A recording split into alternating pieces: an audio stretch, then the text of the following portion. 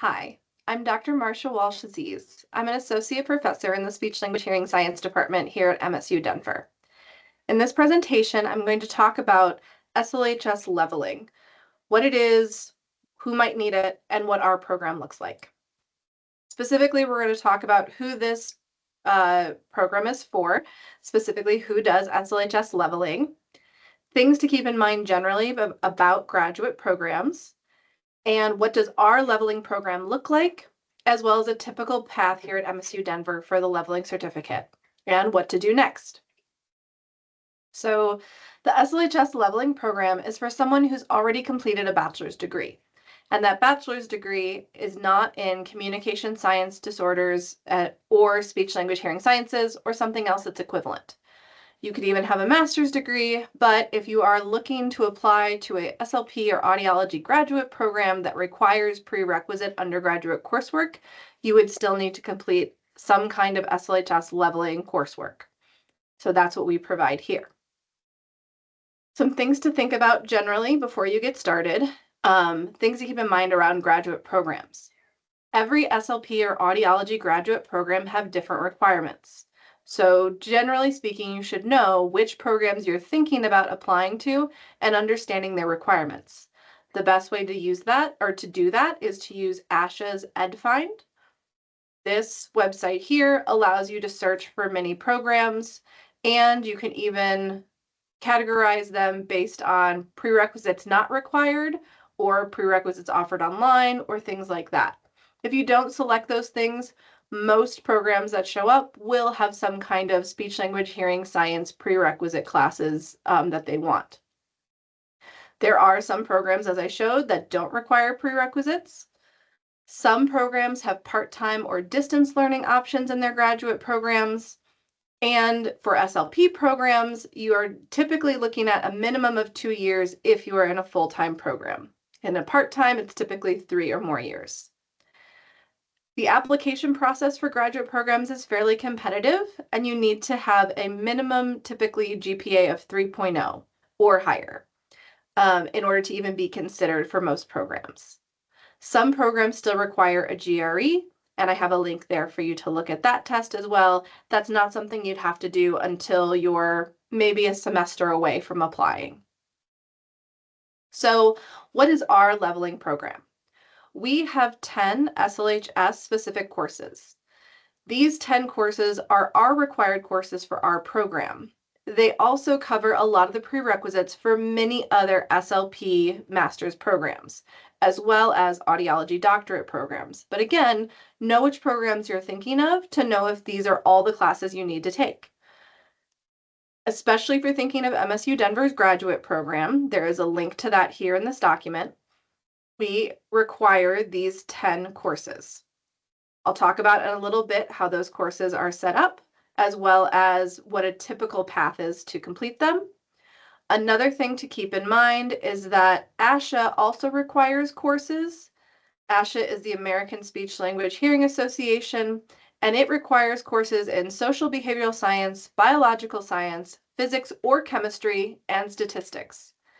I've also provided a link here for those other courses that ASHA might require.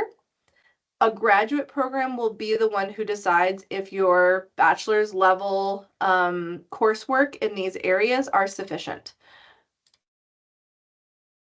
If they're not completed in your first bachelor's, you'll also want to add those courses on to the leveling process. Typically, people have the social behavioral sciences completed in a previous bachelor's, but if your bachelor's didn't require biology, physics or chemistry, or statistics, you might have to finish those courses as well. Of the other 10 SLHS specific courses, 4 of them are online, 1 early in the process and the other 3 a little bit later in the process. 6 are typically hybrid in person, which require attendance once per week. We currently host our classes on Tuesdays, and it typically means students need to only come on campus once per week on those Tuesdays. Of those 6, 3 have recently started having sections where there is a synchronous virtual evening meeting required rather than the in-person on Tuesdays. This will continue as there is demand for it. So there is a good most of these classes that still need a meeting time, but there's a potential for flexibility. So what does a typical path of completing these 10 courses look like? Students can start in the summer, spring, or fall. Currently, SLHS courses are not offered in the summer, but that could be a good time to do any of the ASHA prerequisite courses in biology, physics or chemistry, statistics, or social behavioral science if you need it. If you start in the fall, we typically recommend taking 3 courses, the next spring 3 courses, the next fall 2, and the next spring 2. This is for prerequisite reasons as well as wanting to continue to have good grades. As I said before, it is a competitive application process, and having a GPA well above a 3.0 is definitely helpful. If students start in the spring, we recommend 4 courses in the spring, 3 courses in the fall, and another 3 courses in the spring. And I should note, whatever year you are taking these spring 2 courses, you would be then eligible to start a graduate program in that year. For example, it's 2025. If a student starts in spring of 2025, they would be eligible to apply to graduate programs in spring of 2026, or that would start in summer or fall of 2026. Whereas up here, if you start in fall of 2025, you're looking at more of spring 2027 or a 2027 start to graduate programs. What to do next? If you're all interested and you are that student who already has a bachelor's degree and wants to apply to an SLP or audiology graduate program, what you'd want to do is apply to MSU Denver as an undergraduate student. You can apply either as bachelor's degree seeking and select speech language hearing sciences as your degree, or certificate and select SLHS Leveling Certificate interest. You'll go through an orientation process at the university level, and then you should be eligible to register for classes. But you need to meet with someone in the department first to verify that you have that bachelor's degree. So please bring an unofficial transcript to those meetings. And meeting with someone in the department, we can individualize those plans. The plans I showed you are just typical, but you can have different reasons of wanting to go slower or potential options of trying to speed it up. You won't be able to register for any courses until you meet with an SLHS advisor.